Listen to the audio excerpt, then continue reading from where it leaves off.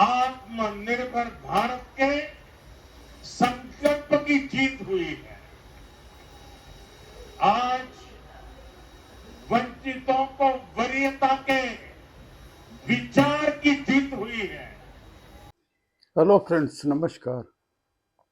अभी देखा आपने आज 4 विधानसभा, राजस्थान, मध्य प्रदेश, छत्तीसगढ़ और तेलंगाना, 4 जगह इलेक्शन हुआ और उसके रिजल्ट आ जाए। तो आज के रिजल्ट के हिसाब से भारतीय जनता पार्टी का स्ट्राइक रेट 75% था। मीन्स कि out of 4 states except Telangana, Chhattisgarh, Madhya Pradesh और राजस्थान, ये 3 जगह पे भाजपा ने अपनी जीत दर्ज किया। और सबसे सरप्राइजिंग विक्ट्री जिसको बोला जाएगा वो है मध्य प्रदेश का, क्योंकि करीब 18 साल से, बीच में 1-1.5 साल के लिए कमलनाथ कांग्रेस के आए थे, बाकी 18 साल से वहाँ पे बीजेपी का ही शासन है। फिर भी इस बार, पिछली बार जबकि इलेक्शन में भाजपा को मेजॉरिटी नहीं मिली थी, लेकिन इस बार भाजपा को बहुत थम्पिंग मेजॉरिटी मिली है, करीब 165 सीट्स आउट ऑफ 230। और ये अकेला इस 4 स्टेट्स में अकेला यही भारतीय जनता पार्टी का स्टेट था जहाँ पे ये पार्टी रूल कर रही थी। बाकी तेलंगाना में टीआरएस और छत्तीसगढ़ और राजस्थान में कांग्रेस के शासन थी। और आप बिलीव नहीं करेंगे कि ये गहलोत और इधर छत्तीसगढ़ की सरकारें कांग्रेस की, ये उखाड़ के फेंक दिया पब्लिक ने। और तेलंगाना में भी टीआरएस का, भले वहाँ कांग्रेस जीती है क्योंकि वहाँ पे अभी बीजेपी का एक फुटप्रिंट है, इतना उनका यहाँ पे वहाँ पे अभी दखल नहीं है, उस तरफ बीजेपी का इतना होल्ड नहीं है उस तेलंगाना में। तो जो भी तेलंगाना का रिजल्ट है वो एंटिसिपेटेड था। हालांकि बीजेपी की टैली 1 से करीब 9-10 तक चली गई है, बढ़ रहा है उनका वहाँ पे, लेकिन इतना अभी वहाँ पे इतना नहीं बीजेपी का प्रभाव है कि वहाँ पे वो जीत सके इलेक्शन। कुछ समय बाद देखिएगा वहाँ भी बीजेपी जीतेगी। तो इस जीत का कारण मेन जो है मैं बता रहा हूँ आपको कि मोदी जी तो ऑलराउंड डेवलपमेंट कर ही रहे हैं, हर क्षेत्र में आप देख लीजिए। इस समय उनका सारा ध्यान इंडिया को, भारत को अगले पायदान पे कैसे ले जाया जाए विकास के पॉइंट ऑफ व्यू से, इस तरफ उनका सारा ध्यान है। चारों तरफ देखिए, रोड इंफ्रास्ट्रक्चर, नई नई ट्रेनें चला रहे हैं, स्टेशनें बढ़िया बनवा रहे हैं, पैसा सेंक्शन कर दिया है उसके लिए, विदेशों में इंडिया का इतना नाम कर दिया है, सारे फॉरेन के जो बिजनेसमैन है वो इंडिया आना चाहते हैं। तो ये मोदी जी का मतलब करिश्मा है एक तरह से कह लीजिए, और वो भारत के लिए एक वरदान है एक्चुअली मोदी जी। और पब्लिक ऐसे किसी को सपोर्ट नहीं करती है, कुछ ना कुछ तो कारण रहता है। तो इसीलिए, और दूसरी बात, यहाँ के मुस्लिम भाइयों से हम ये चीज कहना चाहते हैं कि जितना आप कहेंगे कि जो पार्टी भाजपा को हराएगी उसको हम वोट देंगे, उतना ही भाजपा जीतेगी। आप कुछ नहीं कर सकते, आपकी वो हैसियत नहीं है भारत में खासतौर से कि आप अपने बल पे भाजपा का कुछ नुकसान कर सकें।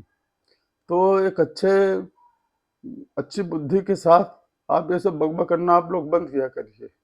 और जो पार्टियां आपको खुलेआम सपोर्ट की बात करेंगी, आपका सिर्फ वोट लेने के लिए करती हैं, ये भी समझ लीजिए। आपका कुछ भला करने वाला नहीं है कांग्रेस, आपका कुछ भला नहीं करने वाला है केजरीवाल। और तो इस चीज को, ये जो यूपी का वो है मुलायम सिंह यादव का लड़का है, वो कुछ भी नहीं करने वाले हैं आप लोग के लिए, बेवकूफ बना के आपका वोट लेना चाहते हैं। और इंडिया की जो मेजॉरिटी है ना, आप सबक सिखा रही है इन सारी पार्टियों को कि चलिए ठीक है, बीजेपी भी मुस्लिमों का कुछ नुकसान नहीं करती है, ऐसा नहीं है कि कुछ मुस्लिमों का काट के हिंदुओं को दे दे, ये कर दे वो कर दे। अब देखिए, छत्तीसगढ़ में आपका आरक्षण बंद करेंगे, क्यों नहीं करेंगे? आपको क्यों आरक्षण देना है? पढ़ो लिखो, नौकरी पाओ। तो ऐसे हराम का नौकरी नहीं चलने वाला है। तो आज तो बीजेपी जीती है, अगले लोकसभा 2024 में तो जीतने की गारंटी है। आप लोग कुछ भी नहीं कर सकते, इस बात को पकड़ के बैठ जाइए। बीजेपी को कोई हरा ही नहीं सकता 2024 के लोकसभा इलेक्शन में। तो ये आप बार बार जो मुस्लिम समुदाय के लोगों से कहना चाहते हैं कि बार बार ये सब कहना बंद करिए कि जो बीजेपी को हराएगा उसको हम वोट देंगे। इसका उल्टा असर बीजेपी को बहुत फायदा होता है इसका, और होता रहेगा, समझ लीजिए आप लोग। और देखिए अब 3 बड़े स्टेट में इनकी सरकार आ गई। फिर छत्तीसगढ़ में और राजस्थान में बहुत जरूरी था, क्योंकि मोदी जी चाहते हैं कि जो पैसा वो स्टेट को देते हैं उसका सदुपयोग हो, यूटिलाइजेशन और ढंग से। लेकिन ये स्टेट के चीफ मिनिस्टर, चाहे गहलोत है, चाहे छत्तीसगढ़ का चीफ मिनिस्टर है, ये लोग पैसे को पब्लिक तक जाने नहीं देते। पता नहीं क्या घालमेल, घपला, करप्शन, यही सब चलता रहता है। तो इसलिए मोदी जी को ये इस तरह के लोग पसंद नहीं आते हैं। ऐसे स्टेट में उनकी, जहाँ पे कांग्रेस की या दूसरी पार्टियों की सरकार है, वहाँ पे मोदी जी का जो भी डेवलपमेंट का प्रोग्राम रहता है या फंड देते हैं वो सदुपयोग नहीं हो पाता है। और पब्लिक को ये सब धीरे धीरे समझ में आ रहा है। ये जमाना है 2023 है, पब्लिक की धीरे धीरे आंख खुलने लगी है। इसलिए अपोजिशन के सारे लोग होशियार होते हैं। राहुल गांधी जो बदतमीजी से, पनौती, ये सब कुछ बात करता है, तो ये कांग्रेस का एक नेता बना हुआ है। दो कड़ी कोई तमीज नहीं है बात करने की, और प्राइम मिनिस्टर को बोलेगा पनौती। कांग्रेस के लिए पनौती तो तुम हुए ना, सब जगह हरवा दिया। और तेलंगाना में क्या राहुल गांधी को वोट मिला है क्या? वहाँ तुम्हारे बल पे वोट मिला है। बदतमीजी से बात करते रहते हो स्पीच में आकर के, लोकसभा में बैठ के आंख मारते हो, जबरदस्ती जाके प्राइम मिनिस्टर के गले पड़ जाते हो, कोई तमीज ही नहीं है। और कांग्रेसी पता नहीं कैसे हैं, ऐसे आदमी को सर पे बैठाए रहते हैं। तो ऐसे कांग्रेस आगे बढ़ेगी क्या? और मिसेस सोनिया गांधी जो हैं, उनकी तो गहलोत ने बात नहीं मानी। वो तो कह रही थी कि अभी तुम चीफ मिनिस्टर से रिजाइन करके और कांग्रेस का प्रेसिडेंट बन जाओ। तो आप लोग की बात भी नहीं कोई मानता, क्योंकि गहलोत को पता है कि हमको सोनिया गांधी के नाम पे तो वोट मिलना नहीं है, राहुल गांधी के नाम पे तो वोट हमें मिलना नहीं है, तो क्यों आपकी बात मानेंगे?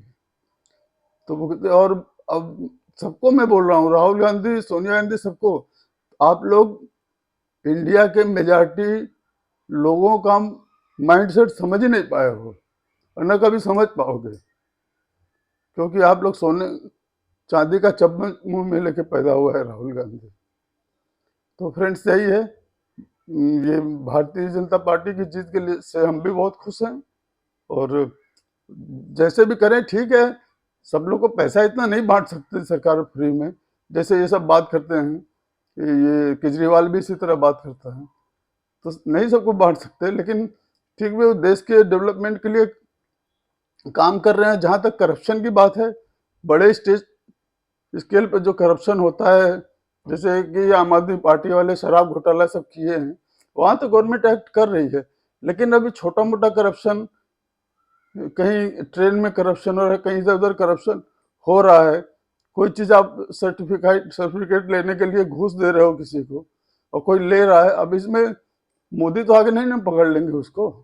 आप कंप्लेन करो कि हमसे घूस मांग रहे हो, वो भी आप नहीं करोगे, क्योंकि आपको अपना काम निकालना है। तो आम जनता से ही देश बनता है, ये भी समझ लीजिए।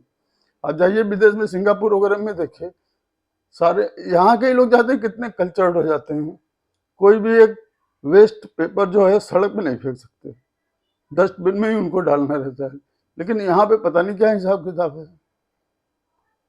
तो अब हमको तो सारे भारतीयों से रिक्वेस्ट करते हैं कि देश को बिल्ड करने के लिए, नीट एंड क्लीन रखने के लिए, अच्छा वातावरण बनाने के लिए आप आम जनता का सहयोग बहुत जरूरी है। अकेले सरकार नहीं कर सकती इसको। सरकार नियम बना सकती है, सब कुछ बना सकती है, लेकिन सरकार और कुछ नहीं कर सकती। जो है इम्प्लीमेंट करने के लिए ग्राउंड लेवल पे आम पब्लिक का सपोर्ट बहुत जरूरी है। फिर चलिए, भारतीय जनता पार्टी की जीत की आप लोग को बहुत बहुत बधाई। Thank you very much. Please subscribe my channel. नमस्कार। भारत माता की जय। वंदे मातरम। ईमानदारी पारदर्शी